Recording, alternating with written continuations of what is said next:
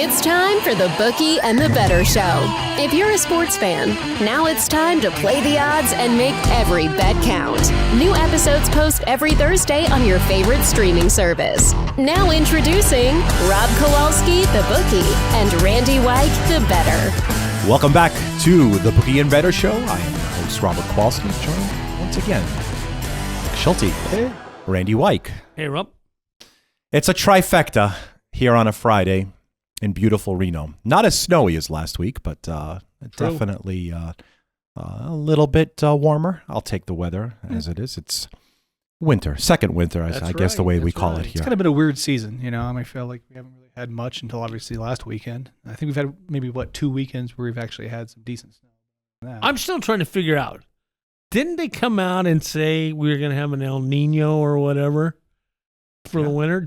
Wasn't that one? Have worse than it was last winter. And we've only really had the one bad week, right? So is El Nino mean it's warmer, so we're supposed to have more rain than snow, or we just have more weather because there's...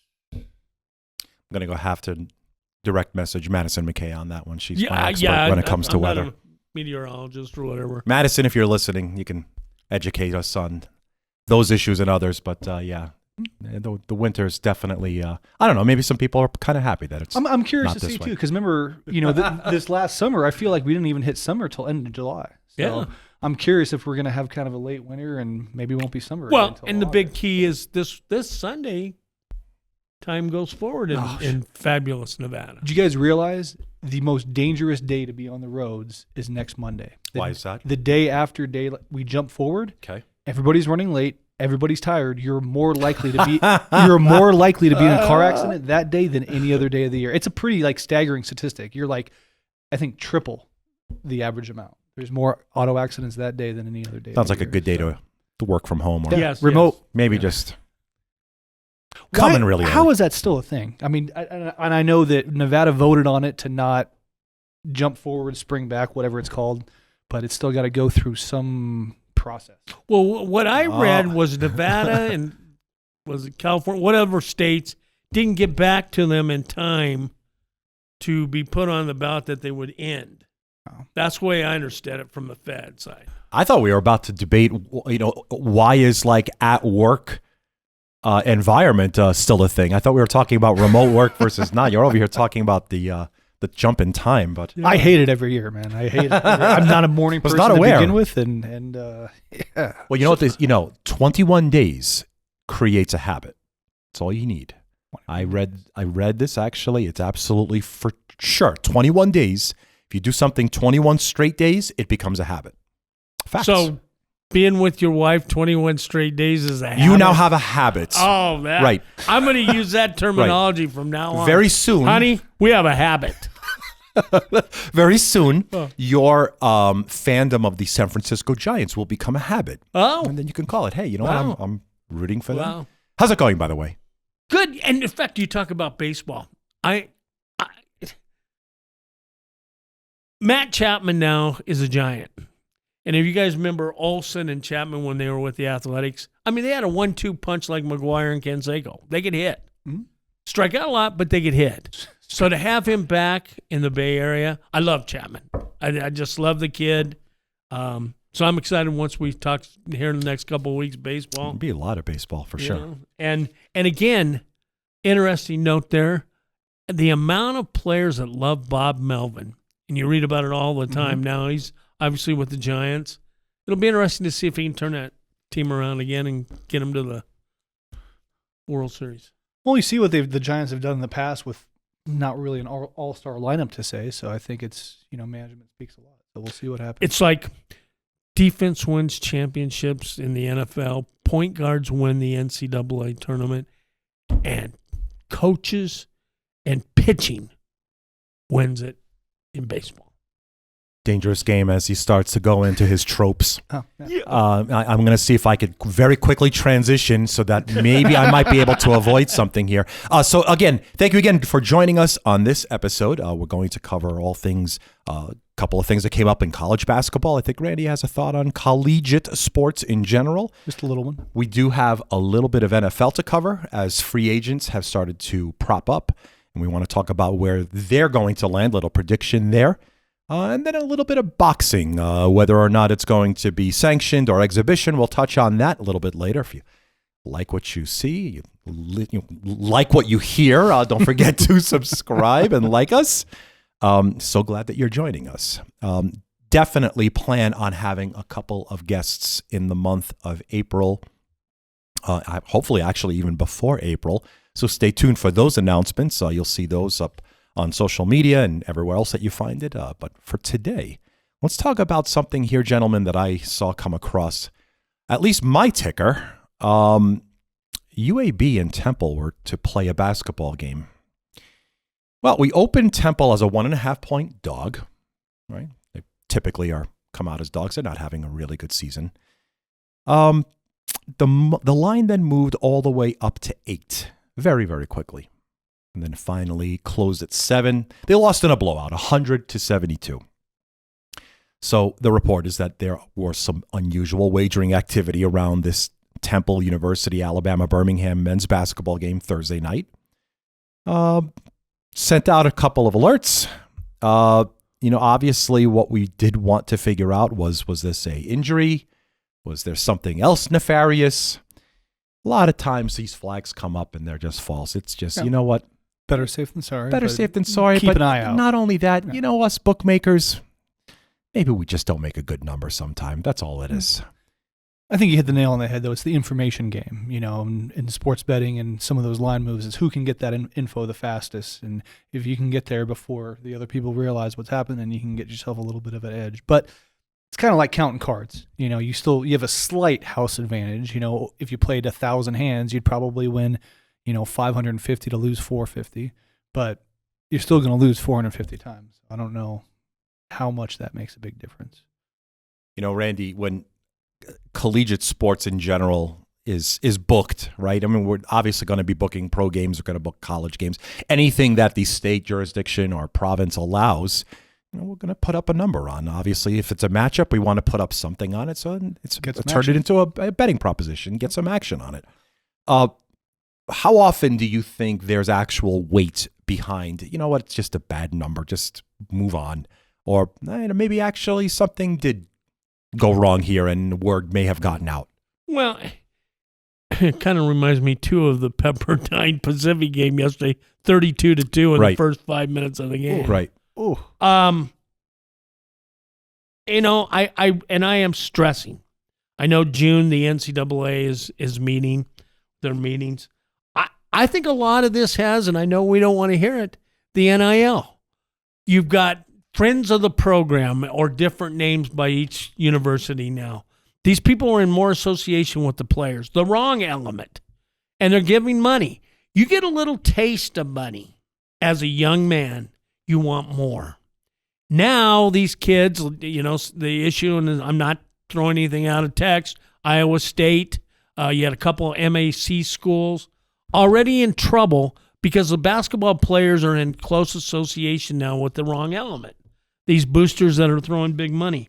I think it's bad for the game. And I know, Temple's had some issues in previous years as well. But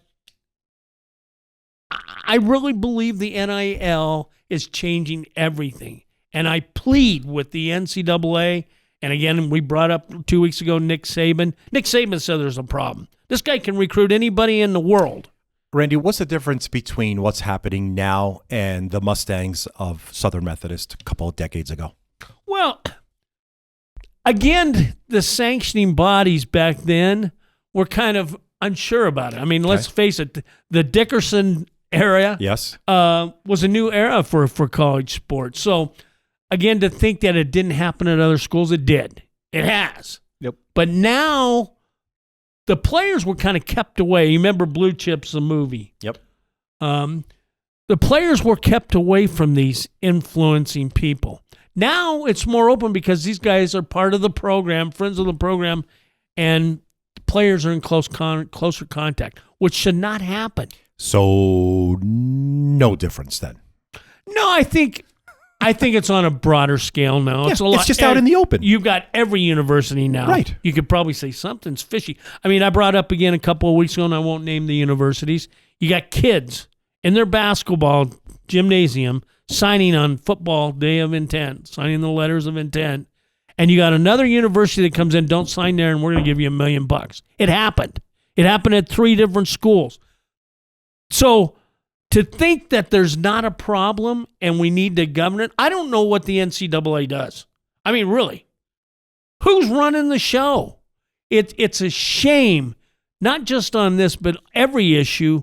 The NCAA doesn't think everything through. You put a committee group together instead of having the bodies of 5 people to dictate everything. When you get a committee and they're interchangeable every couple of years, there's problems. Yeah, I can see that. Nick, do you think that it's going to get better, worse, or the same in, I don't want to even, I was freaking, first number I thought it was 5 years. Forget about 5 years.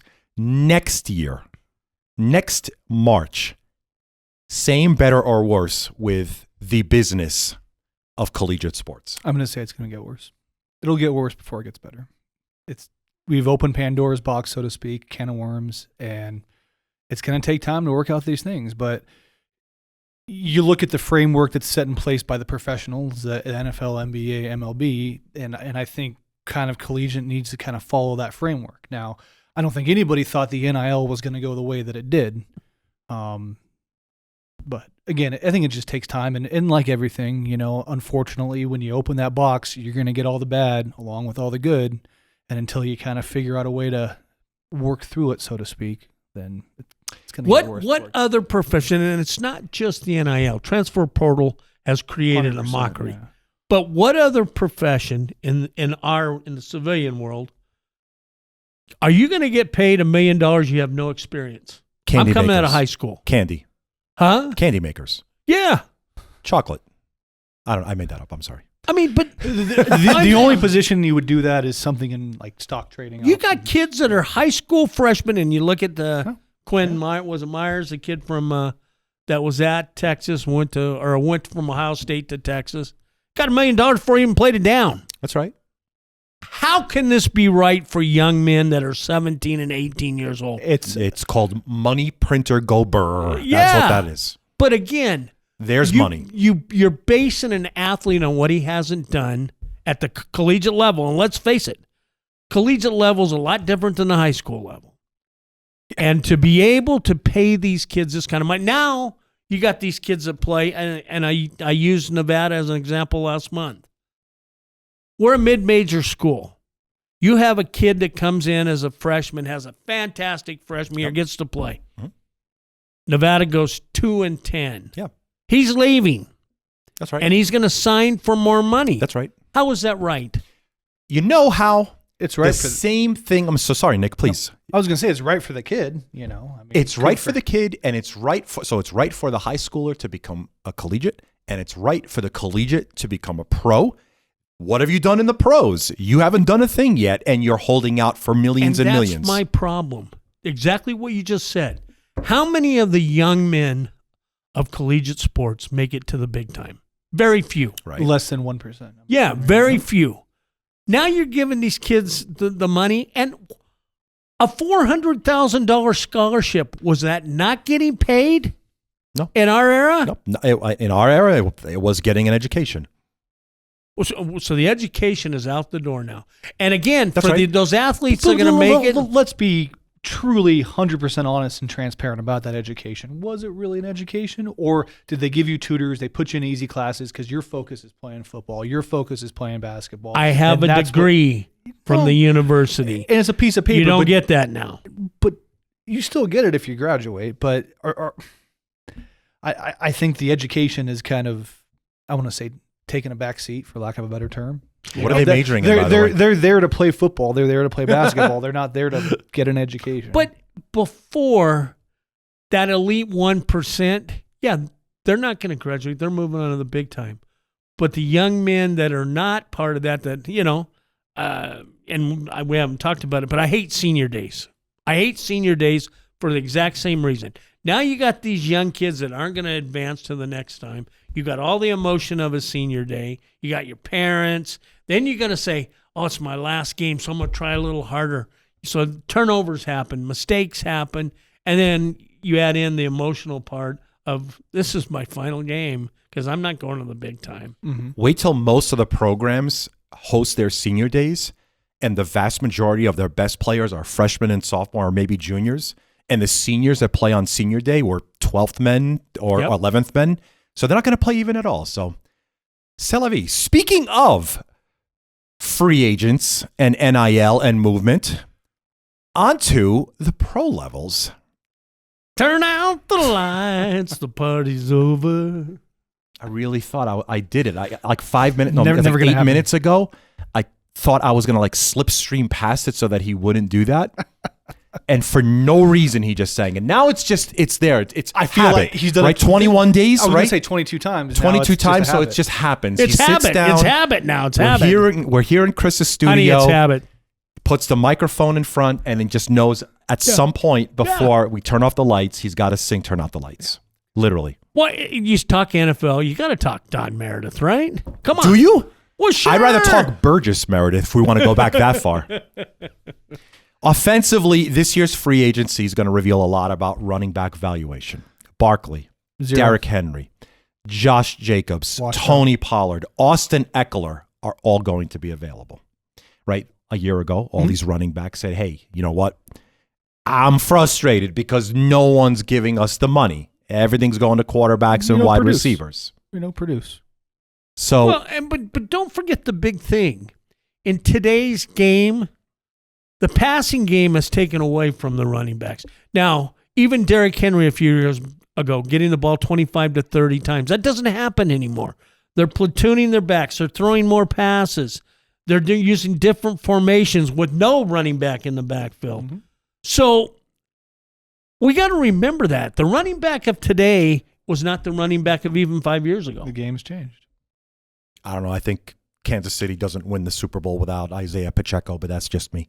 But again, he's not The carrying refs the ball. help with that too. He's not carrying the ball 25 times. Had to And throw what that kind in. of money is he getting? Okay, carry the ball. Yeah. Now, That's let's why they were talk getting about big money. how many touches, right? That's the more valuable metric at this point. I really think is you look at a 5-year lifespan of look at Derrick Henry. You know, first few years, King Henry. Yep. What did he do last year? And I just think once you hit that wall as a running back, you just go downhill and you go downhill fast. And Nick, that's why I'm so sorry. You said 5 years. I was thinking more like 3 Three, years. yeah. Three, because I think it's 3.4, right? The average.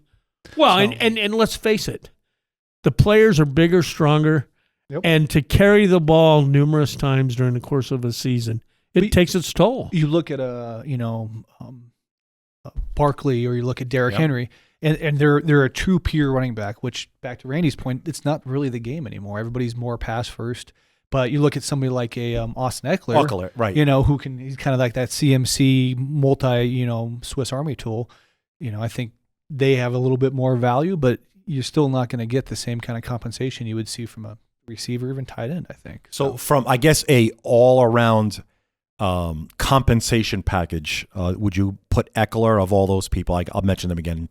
Saquon Barkley, Derrick Henry, Josh Jacobs, Tony Pollard, Austin Eckler, among others. Those are the bigger names that we're familiar with. You think Eckler's the one that gets the largest contract because of his versatility, so to say?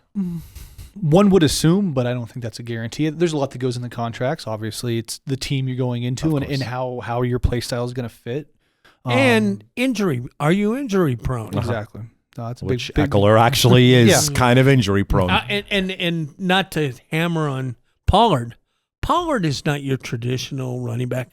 Now, granted, they needed to move on from Ezekiel, but let's face it, he's not a durable guy that's going to get the ball 22 times a Didn't game. look like it, no. So, is he worth the big money versus a Derrick Henry who might be at his prime over his but Barkley? Nick's shaking his I head. think I think I'm going to those shake my head days too. have come. You're Yeah. saying that Derrick Henry's days I are think over. Henry, not over. I think he's maybe one more contract year, and that's So about then it. the big money to me is Barkley. Yeah.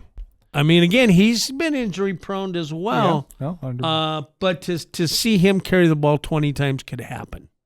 So, of course, as we could see, I mean, look, and you're right. You know, trades, of course, are going to have an impact on free agency in the upcoming draft.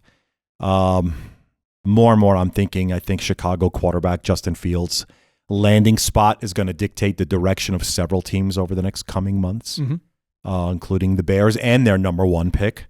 So then the two people that I want to talk about, obviously, the quarterbacks, these are the players that are pretty much running their franchises at this point. Russell Wilson wrote a thank you letter to Denver.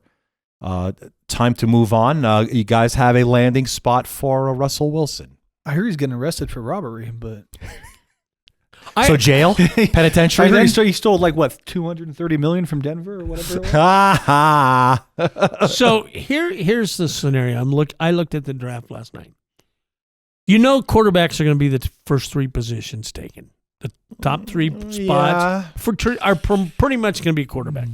You look at some of these teams that are in need of a quarterback, and here's the misnomer here. They're not going to trade up 7 and 8 spots. They're going to have to give up too much. Because now you're not talking just one team, you're talking multiple teams.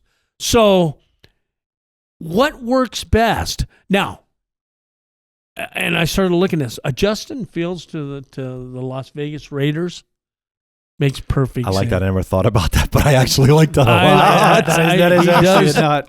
I mean, I really like that. You don't see Wilson going to Kirk Cousins. Get that. I don't think he fits the Raiders. They like to have, and they had Derek Carr for so long it wasn't mobile. I think they like the mobility, and I think it showed with Jimmy G. You can't be a pocket passer, especially in the AFC West. You got to be able to move.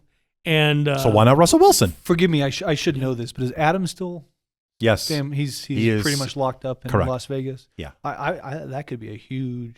You'd have a mobile quarterback like Fields and somebody who's gonna.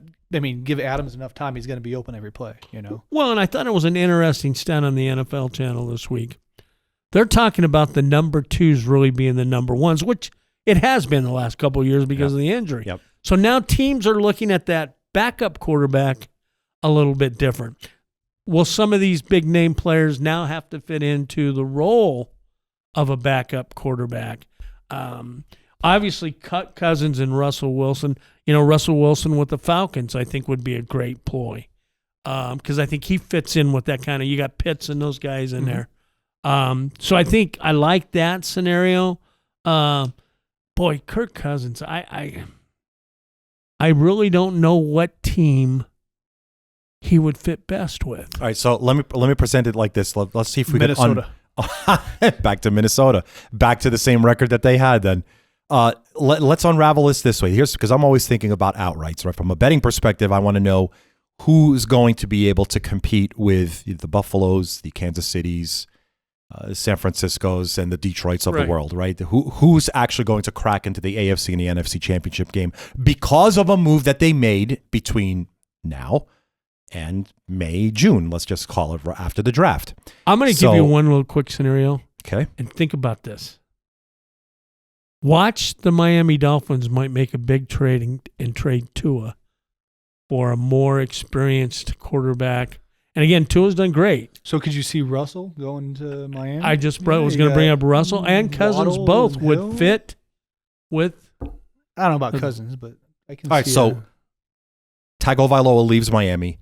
Insert a quarterback. I don't know who. Let's just say it's Russell Wilson. Kirk. Do they go better than they did last year because of a new quarterback in that spot?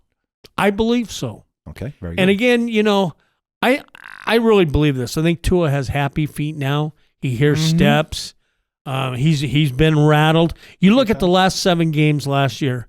His passing efficiency went way down. Oh. And again, to the extent he wasn't the same quarterback that he was. And it only takes one hit. Yep. And some of these quarterbacks, when you see a quarterback with happy feet, it's a matter of time. It's just a matter of time. I'm on the record as saying that I thought Tagovailoa should have just retired after that last hit, to be honest, because it's just it's only going to get worse if he gets hit. Unfortunately, you know, worse than he did before. But Miami's one of those teams nobody's talking about, and I really do think they're behind. talking right now amongst themselves in the upper big brass. Everyone's forgetting the fact that Aaron Rodgers is going to play snaps for the New York Jets next year. That's absolutely going to happen. He's going to probably get 5 plays in, and he'll be hurt again. I think he's got a good quarter. A good quarter. Wow. So, okay, enough about him. Nick, is there a quarterback that could be moved to a team that would vault them into the AFC or NFC championship game? Does Russell Wilson going somewhere, does a drafted quarterback take a team from mediocrity to championship game in one season, this season? Not that I could put my finger on. Now, if you have a quarterback that comes in there and he's just a true leader and he gets everybody to play up, that could happen. But I'm not going to speculate on whether that will or won't happen. And back to Randy's thing, what wins championships? It's defense. So, I mean, your quarterback is going to put up points and it'll put you in a position to win games, but you really need that D. So Well- I don't think just one quarterback alone. Now, back to Randy's point, I think moving Fields to Las Vegas with some of the stuff that's going on there, that could not say AFC championship, but maybe at least make the playoffs. You know? And really putting bank on it, okay? Because that's what you do when you take the number one pick. Caleb Williams is going to probably be the number one pick. Yeah, number 3. Who's number one then? That tackle. See, I think 3 quarterbacks go first. But again, to your point, am I going to ride on Drake May, Daniels from LSU, or Caleb Williams to get me to the promised land? I don't think in today's game that happens. And the Patrick Mahomes of the world and these young guys that really come out sizzling, Stroud being one of them. But I don't think that happens now. And I'm curious, we'll call it the Brock Purdy effect, is how many quarterbacks drafted in the first round are still in the league in 3 years versus how many quarterbacks drafted in all rounds are still in the league. And I think quarterback is one of those positions where it cannot be measured on pure analytics. You know, it's not what's your 40-yard dash time, what's your quick release time. It's how are you going to read defenses? How are you going to run this style of offense? And those are things I don't think you can really tell in the combine. And a big thing I that love that nobody number. looks at, I really believe this. The West Coast style offenses help a young quarterback. Doesn't put him under the bear of dropping back 6-7 yards and then trying to fling it. Throwing these little quick outs, quick slants. I think Brock Purdy would not have had the great start that he had if he was on another team besides the 49ers. I really believe I would agree this with that. style offense that Shanahan runs and the guys that have been in the 49ers system or Packers system to that extent run that offense very well. I'll relate it to golf for a second. It's like if you're confident in this club and you're 100 yards out and you know this is your 100 yards club and you're confident and you can hit it. But if you're 115, you don't really have a 115, you got a 105 and you got a 120 and you kind of got to gauge it, you're not going to be as accurate, obviously. And I think that's kind of back to your point of those quick outs, those quick checkdowns, is just building that confidence. Yeah, I can make these plays. I can make these passes. You're not putting pressure on the quarterback. And kind of baby steps, and kind of lead them to the promised land. So to speak. I really believe that. And again, back to the point of the all-around quarterback, and really think about this. Justin Fields would be perfect in Las Vegas. He really would. It's a shame that Jacobs wouldn't be there to be part of it. Because in my style of winning, you got to have that good running back mixed in with a Devontae Adams. And again, I don't know Waller, why the Raiders ever traded Waller. But anyway. Could they get Derrick Henry maybe for one last final season? You got Derrick Henry plus Justin Williams and Devontae Adams. Hey. I mean, that'd be a pretty good. Las Vegas is a place to be, baby. That's I know what a lot of they're people saying. want to go there. Yep. Nick, I do like your number on the 3 years to call back to a quarterback's shelf life from day one out of college. I think if you have a quarterback that you drafted to in the first round, right? This is a guy that you intend on using as your star quarterback. If by the completion of his third season, he's not it, then you don't have it. And I always said to go back to quarterbacking in tiers, you either have Patrick Mahomes or you don't. And if you don't, do you have someone of that caliber that you can get to? So great number on that. To your point, in being from the East Coast, Daniel Jones is a perfect example of that. The guy hasn't lived up to, and I don't know if they'll keep him, but to your example, is a perfect fit. He hasn't done anything. You look after his third year, and you're saying, God, he's not the quarterback that we thought we were going to have. And obviously, there's busts on every team's roster. But when you look at a quarterback, and I look at the quarterback in this draft, who's the leader? At this point, it's mystery box 1, Caleb 2, did a 3, Patsy Cline and 4. for the second half of the No, season. and some of his stuff that he came out and said, I think just puts a lot of teams off. It's, if you're going to draft me, I want an ownership stake in the team. Get out of here, buddy. Well, this is Turn out the lights. it's a second time. Party's Let me move on to over. the next topic here because this is definitely going to enter phase 3 of him singing. So there's going to be an event that's coming up in July. Big money. And it looks like Mike Tyson is going to do an event against Jake Paul. Of course, Jake Paul, he rose to combat sports fame when he knocked out former NBA player Nate Robinson. Can remember him? All of 5 feet tall. Yeah. On the undercard of the Mike Tyson exhibition boxing match with Roy Jones Jr. in 2020. So now Paul, the YouTube turned prize fighter, and Tyson, the champ, they're going to meet again as opponents in what's going to be the most polarizing spectacle yet of the recent crossover boxing phase. Now, what promoter's carrying this fight? Is it Bob Arum? I don't know about that. I know it's going to be televised on Netflix. This is for sure. It's going to be the streaming company's first foray into combat sports. Its third live sporting event overall. It's at Jerry's World. It's on July 20th at AT&T Stadium in Arlington, Texas. The last thing that I know is, what does the Texas Department of Licensing and Regulation say? It's unclear. They're the ones that are going to sanction and regulate combat sports in the state. So are they going to approach, what's going to be a matchup that's going to be talked about for an awful lot between now and then? Whether it's going to be classified as a pro fight or an exhibition? I'm going to say at this point, I don't care. And I'm going to ask you, Nick, first. Give me a price on Mike Tyson against YouTuber Jake Paul. To win by knockout, just any price. I want a price on who will win this fight. Mike Tyson's going to win. Okay. And your prices? I'd love to see like a minus 225. You're saying less than 225, you're bringing out the bricks. Yes. As many stacks as possible. Less than 225. Randy White, what is your price on Mike Tyson? Well, I think it's going to be minus 550, somewhere in that ballpark. That's probably more likely. But again, how old is Tyson? Almost Mike 60. Tyson is 58, I think. 58. Paul's 27. And this is going to go how many rounds? Have Unknown. they said? That's the, Unknown. They got to figure out if it's amateur and blah, blah, blah. And I know people are going to want to see it just because of Iron Mike, but I wouldn't pay. He's going to be minus big money. Tyson will. Yeah. Very good. I wouldn't bet it. There's ways, in my opinion, you would bet this one a little bit different because I think Tyson's going to win, and I think he's probably going to win by knockout. So you take your total bankroll and you bet knockout by round. You get probably some plus money on that, and hope he gets knocked out in a big plus money round. Manny Pacquiao, and he wants to still box at 69, and then you add in some of these other guys. Oh my Lord! Please. I'd love to see a Tyson Mayweather. Never going to happen, but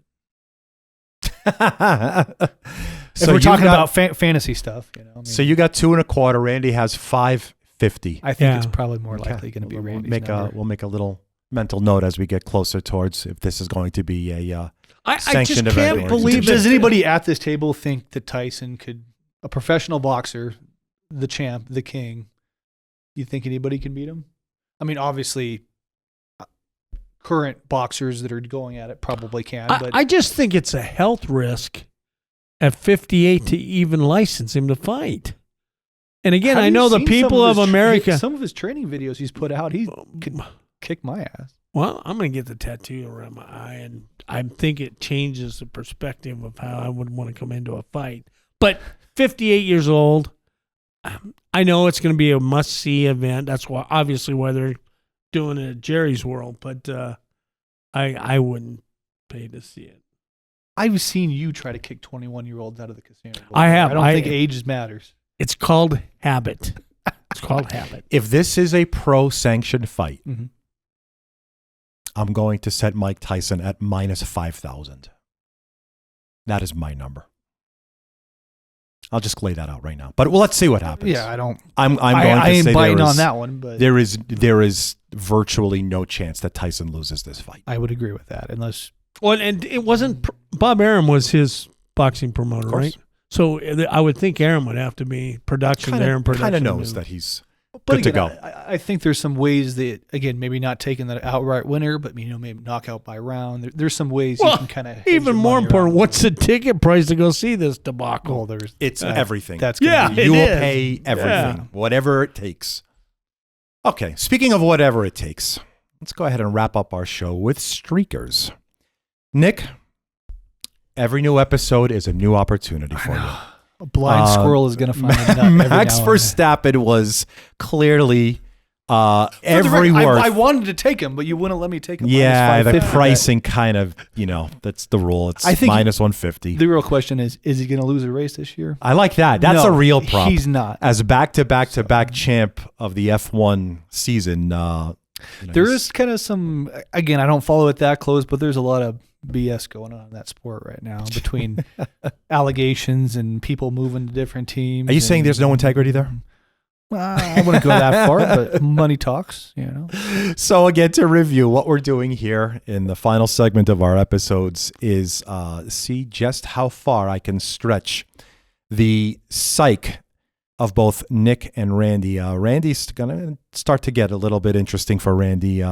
3 in a row. For Nick, we're just starting again. Of course, as I said, Nick did pick against Verstappen to win. He spun out of control. I there, also so picked 9-1 odds. that's fair. I do want to. Yes, that's true. Nick did pick a opponent that was 9-1, so at the very least, credit for a nice big price there. Which, of course, the rules are: you can either lay points, you can play a total, or you can play a money line. A dog price, of course, is available at any price. But the favorites are only up to minus 150. And so, Randy, as you're pouring down a book at Baldini's college basketball sheet, after selecting last week Loyola of Chicago, which, by the way, Randy, I don't know if you know this or even if you care, but at the time, you took Loyola Chicago last week at pick. It went against you. As the game got closer to tip-off, you actually could get plus 1.5. Doesn't matter. Winner outright. You are now at level 3. Randy Wyke. Let's go ahead and listen in as to what your pick is going to be at level 3. And this How much is in the bank there now? Is that 60 or 120? So to be very specific, the actual value of this bet is right around $73. It started at 20. I'd love to really go all out tomorrow with New Mexico versus Utah State. Okay. Because I love New Mexico tomorrow, but I don't know what the current point spread is because they haven't come out with it, I don't think. But I really like Drake today, but I'm not going to go Drake. And then I looked at Pepperdine, who we mentioned briefly. Pepperdine won by 59 points last night. I think they're going to have a major letdown against San Diego today. But I'm going with Belmont as my pick today. Belmont is let's look closer here. This game actually does go within 30 minutes of now. I'm going to tell you, unfortunately, Randy, Belmont was pick. You are, at the very least, you definitely know your closing line value here. Belmont, this game is at the Enterprise Center in St. Louis, so it's a neutral court game for the Missouri Valley Conference. It's a quarterfinal match between Belmont and Northern Iowa. Randy, you are laying one. This is good. When I looked at it last night, it was -1 the other way. Exactly. But I still like Belmont. They played extremely well last night. Yes, they did. And so that's my pick. I love Drake today because Drake isn't, again, if you believe in the bubble, there's all these wonderful East Coast guys.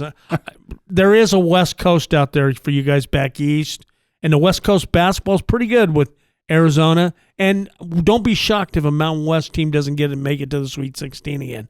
But I'm going Belmont. Next week's episode, we're going to talk about East Coast versus West Coast. I think I'm going to dedicate 95% of the episode to that. So you want to get my blood fired up after I just come out of heart surgery.